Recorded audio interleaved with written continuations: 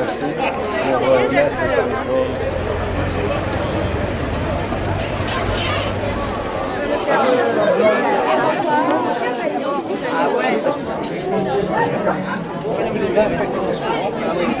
Oui, bien sûr.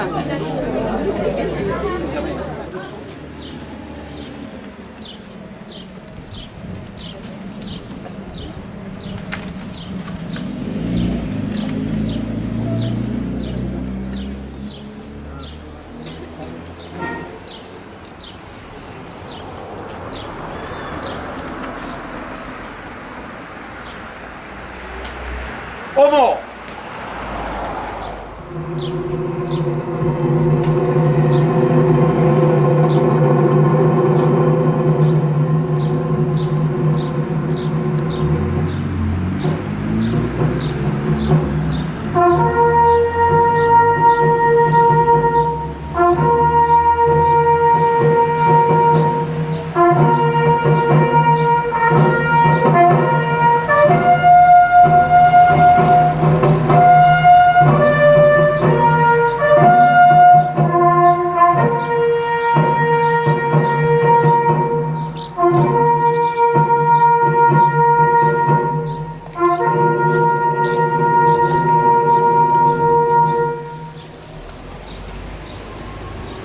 Va nous lire l'appel du 18 juin.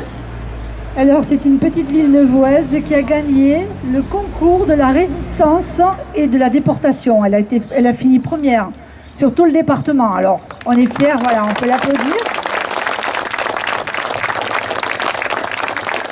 Et avec cet excellent résultat, donc c'est elle qui va nous lire l'appel du 18 juin. Texte de l'appel du 18 juin 1940. Les chefs qui, depuis de nombreuses années, sont les armées françaises ont formé un gouvernement. Ce gouvernement, alléguant la défaite de nos armées, s'est mis en rapport avec l'ennemi pour cesser le combat. Certes, nous sommes submergés par la force mécanique, terrestre et aérienne de l'ennemi. Infiniment plus que le nombre, ce sont les chars, les avions, la tactique des Allemands qui nous font reculer. Ce sont les chars, les avions, la tactique des Allemands qui ont surpris nos chefs au point de les amener là où ils en sont aujourd'hui. Mais le dernier mot est-il dit? L'espérance doit-elle disparaître? La défaite est-elle définitive? Non. Croyez-moi, moi qui vous parle en connaissance de cause et vous dis que rien n'est perdu pour la France. Les mêmes moyens qui nous ont vaincus peuvent faire venir un jour la victoire. Car la France n'est pas seule. Elle n'est pas seule. Elle n'est pas seule. Elle a un vaste empire derrière elle. Elle peut faire bloc avec l'Empire britannique qui tient la mer et continue la lutte. Elle peut, comme l'Angleterre, utiliser sans limite l'immense industrie des États-Unis. Cette guerre n'est pas limitée au territoire de notre malheureux pays. Cette guerre n'est pas tranchée par la bataille de France. Cette guerre est une guerre mondiale. Toutes les fautes, tous les retards, toutes les souffrances n'empêchent pas qu'il y a, dans l'univers, tous les moyens pour écraser un jour nos ennemis. Foudroyés aujourd'hui par la force mécanique, nous pourrons vaincre dans l'avenir par une force mécanique supérieure. Le destin du monde est là. Moi, général de Gaulle, actuellement à Londres, j'invite les officiers et les soldats français qui se trouvent en territoire britannique ou qui viendraient à s'y trouver, avec leurs armes ou sans leurs armes. J'invite les ingénieurs et les ouvriers spécialisés des industries d'armement qui se trouvent en territoire britannique ou qui viendraient à s'y trouver, à se mettre en rapport avec moi. Quoi qu'il arrive, la flamme de la résistance française ne doit pas s'éteindre et ne s'éteindra pas. Demain comme aujourd'hui, je parlerai à la radio de Londres.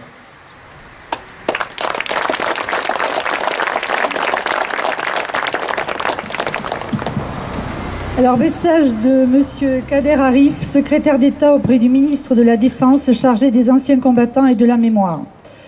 Le 18 juin 1940, au lendemain de l'annonce de l'armistice, le général de Gaulle appelait depuis Londres les Français à refuser la défaite et à poursuivre le combat. Un combat qui fut mené pendant 4 ans au prix de sacrifices et de souffrances et qui permit la libération de la France. Dans son appel du 18 juin, le général de Gaulle déclarait « Quoi qu'il arrive, la flamme de la résistance ne doit pas s'éteindre et ne s'éteindra pas ». Peu nombreux furent les Français de métropole et d'outre-mer qui entendirent cet appel, mais ils étaient en nombre suffisant pour y répondre. pour que naisse dès le 18 juin 1940 la France libre.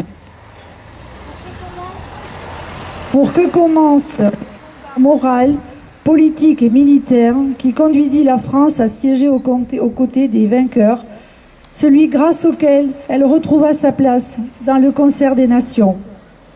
En cette journée nationale, nous rendons aujourd'hui hommage au général de Gaulle, chef de la France libre, et à tous ceux qui l'ont rejoint pour défendre une certaine idée de la France et de ses valeurs. Liberté, égalité, fraternité. Défendre ces valeurs au prix d'un danger de tous les instants et parfois du sacrifice suprême. Que cet hommage rejoigne toutes et celles et tous ceux qui conjuguèrent leurs efforts pour libérer la France. Les Français libres, venant de métropoles, d'Afrique, des Antilles ou d'ailleurs, qui se rassemblèrent sous la croix de Lorraine. Les résistants de l'intérieur, de toute conviction, de toute condition, qui choisirent de mener le combat sur le territoire national au sein de réseaux, de mouvements, de maquis. Les Françaises et les Français qui, déposant une gerbe devant un monument aux morts un 11 novembre, cachant une famille juive menacée de déportation, distribuant des tracts devant les universités, gravant à la craie des croix de Lorraine sur les murs, entraient en guerre contre la barbarie nazie.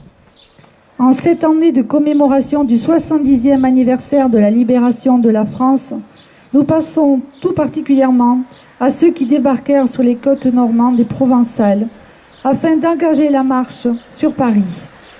Beaucoup s'étaient déjà illustrés à Bir Hakeim, à El Alamein, dans la campagne de Tunisie, dans celle d'Italie. Nous pensons aussi à toutes celles et à tous ceux qui, de l'intérieur, accompagnèrent leur combat dans chaque ville et village de France.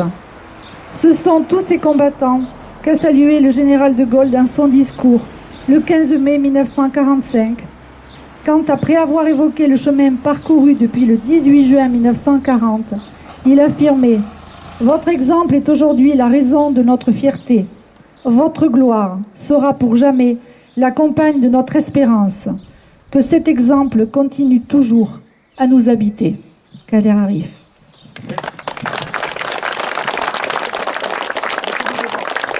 Alors, je voudrais remercier évidemment la présence de tous mes élus, mais également, voilà, le conseil municipal et notre maire junior, voilà, qui est à côté, qui représente l'avenir de notre commune et l'avenir de notre pays.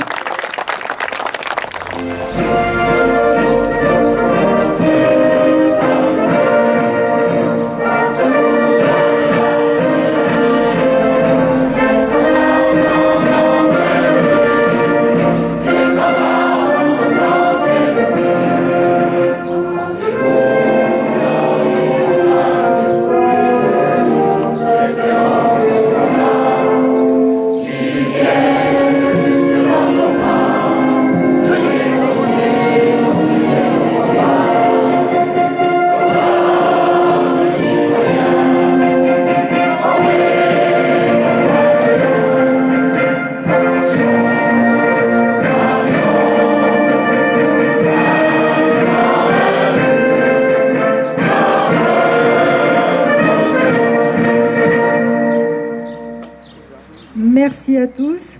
Je trouve que c'est une merveilleuse image d'avoir les enfants du conseil municipal, nos élus, les anciens combattants, les anciens aussi du souvenir français et tous les citoyens qui nous ont fait le plaisir et l'honneur d'être près de nous pour ces moments importants de mémoire. Nous allons tous nous rassembler au local du souvenir français, donc où un pot de l'amitié nous attend, et avec une remise de diplôme, me dit-on. Voilà.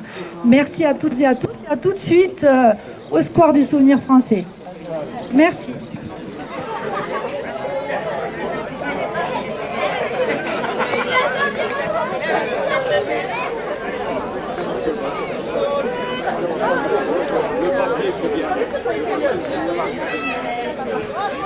On termine par la remise de diplôme aux personnes anciennes combattantes et aux combattants et veuves, ainsi qu'aux sympathisants. les deux journalistes, silence radio.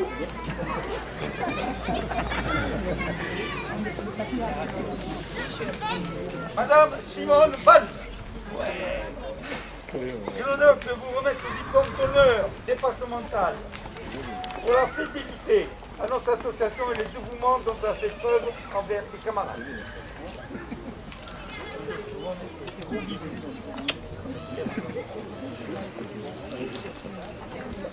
Monsieur Casal Ramon, diplôme d'honneur départemental. Sa fidélité à notre association et le dévouement dont il a fait preuve envers ses camarades.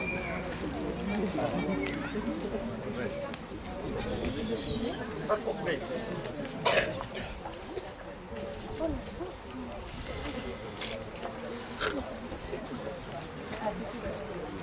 Madame Josette Lopez, c'est bien vous. Yes. J'ai l'honneur de vous remettre le diplôme du souvenir et de la reconnaissance pour l'aide désintéressée qu'elle a apportée à l'association des anciens combattants. Merci Hugo, c'est un amour. Ouais, ça c'est dit. Mais bon, ça sort pas de là. Non, mais vous aurez tout eu ici, même les crises de jalousie familiale. Michel Schaffer, diplôme du souvenir de la reconnaissance pour l'aide désintéressée qu'elle a apportée à l'association des anciens combattants.